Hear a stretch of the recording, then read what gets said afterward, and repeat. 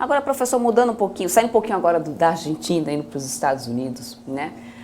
Eu queria entender do ponto de vista do senhor, como que o senhor viu essa operação do FBI lá na casa do Trump, né? Ele que depois confirmou também isso, ele até então que se sabia que o FBI estava indo até lá para retirar alguns documentos, né, que seriam da Casa Branca, o Trump teria levado junto, né, com ele quando ele saiu de lá.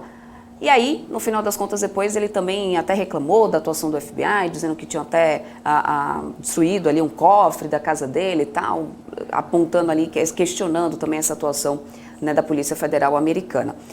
Com tudo isso que tem acontecido, inclusive a questão no entorno disso, né, até que ponto o senhor acredita que isso deve pesar negativamente para a imagem do Trump, ou isso pode favorecer ele para a próxima eleição, que ele quer se recandidatar? Então, Paulo, eu falei que o Trump recebeu finalmente a visita do japonês da Federal, né? Que nós nos acostumamos tanto e ele dessa vez, você vê que até nos Estados Unidos o japonês da Federal andou atuando nessa situação toda. Mas a questão é essa, né? De que a alegação é que ele levou a documentação do presidente dos Estados Unidos pertence aos arquivos nacionais. E isso fica guardado durante uma quantidade de anos para que no futuro historiadores possam ter acesso a essas informações e justamente traçar ali uma análise daquela presidência aqui já com uma visão histórica daquilo que aconteceu. Porque a gente sabe que se nós traçarmos a história olhando somente para o momento atual, nós não vamos ter um entendimento completo como aquilo que acontece passados 10, 20, 30, 50 anos depois disso. Então, é por essa razão até que houve o caso Watergate, que as fitas foram guardadas, foram reveladas depois, e aí a gente vê uma série de coisas neste sentido de preservar a memória justamente para a história. E aparentemente o presidente Trump, segundo as alegações, estava ali queimando arquivo, não é? E para impedir que isso acontecesse, houve essa operação. Obviamente que, de maneira muito inteligente, Trump está revertendo isso para dizer que é mais uma caça às bruxas que está acontecendo com ele.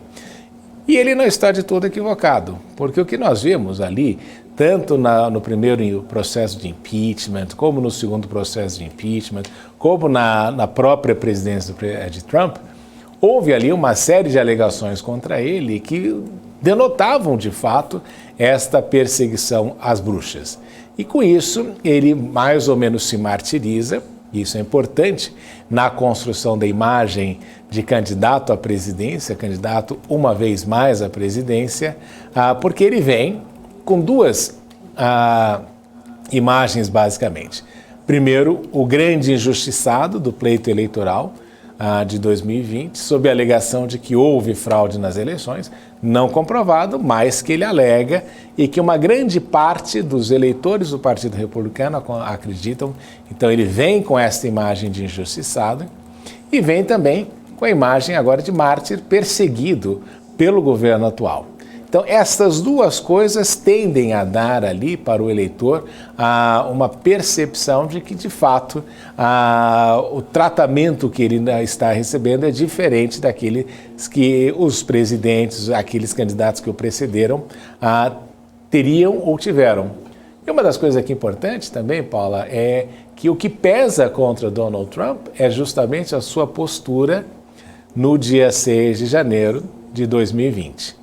Esta vai ser a grande alegação dos democratas, também em conjunto com a questão do aborto, não é? Da Corte Suprema, da forma como a Suprema Corte norte-americana agiu nessa situação.